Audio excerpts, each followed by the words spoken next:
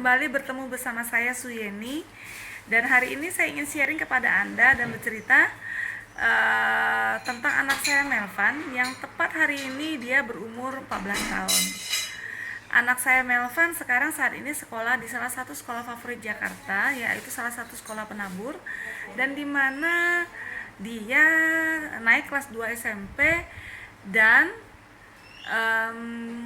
saya nggak berharap anak saya bisa menjadi juara kelas, tapi nilainya juga nggak jelek-jelek amat. Dia ada di tengah-tengah di antara teman-temannya, dan dia bisa bergaul dan bersekolah seperti anak normal lainnya.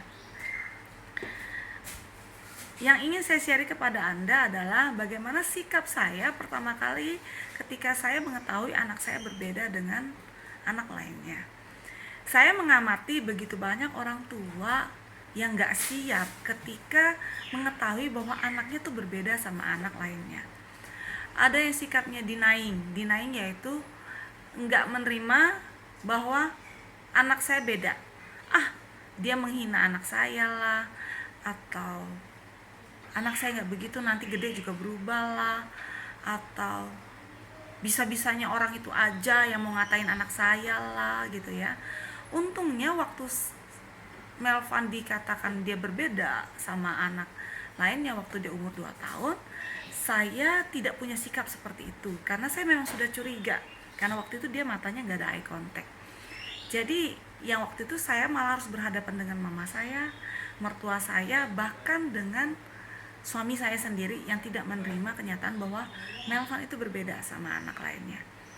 Apa yang saya lakukan waktu itu, saya tidak mencoba untuk tidak mengakuinya, tapi saya mencari tahu, bahkan dengan berbagai macam cara saya mengikuti terapi-terapi yang disarankan oleh psikolognya, mulai dari yang lokal sampai yang program dari Australia, sampai yang dari Singapura saya jalanin.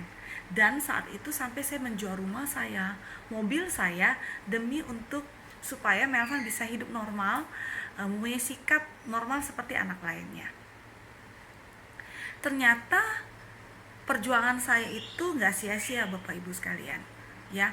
Mungkin kalau Anda ketemu dengan anak saya saat ini, anak Anda yang punya anak spesial ini akan bilang, kamu enak banget ya, itu Melvan udah oke banget loh, dia oke-oke aja, pinter lagi, apalagi matematika dia sekarang kelas 2 SMP, kemampuan dia sudah sampai kelas 2 SMA ya. Kok bisa ya, ini ya itu ya. Sebenarnya kalau anak waktu Melvan umurnya seperti umur anak Anda, sekarang kan Melvan 14, bisa jadi anak Anda umurnya di bawah anak saya. Anda pasti punya perasaan yang sama, saya punya perasaan yang sama dengan Anda. Saya kebingungan, saya juga khawatir, takut, dan sampai saat ini saya juga masih mencari-cari untuk yang terbaik buat Melvan. Yang paling yang saya sedihkan itu kalau saya ketemu melihat sama orang tua yang ketika ada satu yang denying, satu lagi yang terima, tapi menganggap autism itu seperti penyakit. Kalau yang namanya sakit ke dokter baik dong, ya kan? Nah, yang harus diketahui autistik itu bukan sakit, bukan penyakit. Itu ada kelainan di kepala, di otaknya, sehingga dia punya perilaku yang berbeda. Jadi bukan dengan karena Anda punya uang dan Anda menyerahkan kepada si para terapis itu anak Anda sembuh. Nggak bisa seperti itu. Berarti balik lagi Anda tidak menerima keadaan anak Anda. Saya menjalani proses itu menjadi orang tua yang sangat kritis dan selalu mencoba untuk mengikuti progres anak saya. Dan itu semua terapi, mau yang lokal maupun yang internasional, mereka semuanya tuh setiap berhadapan dengan saya, mereka harus menyiapkan materi yang lengkap. Kenapa? Karena saya ingin tahu yang terbaik dan progres yang terbaik buat anak saya. Dan sikap itu Anda harus miliki Bapak Ibu sekalian. Karena yang saya ingatkan pada Anda, anak kita ketika keluar dari rahim ibunya, mereka gak bisa apa-apa.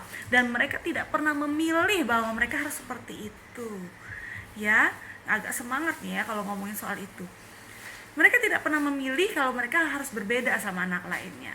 Jadi masa depan anak kita yang berbeda ini itu tergantung dari orang tuanya, seberapa besar kita sebagai orang tua menerima keadaan anak kita dan berpikir bagaimana caranya dia bisa hidup normal dan survive nantinya ketika kita sudah nggak ada. Mungkin itu aja sharing saya hari ini. Nantikan sharing saya berikutnya, bagaimana saya mensupport progres anak saya sehingga bisa seperti ini ya.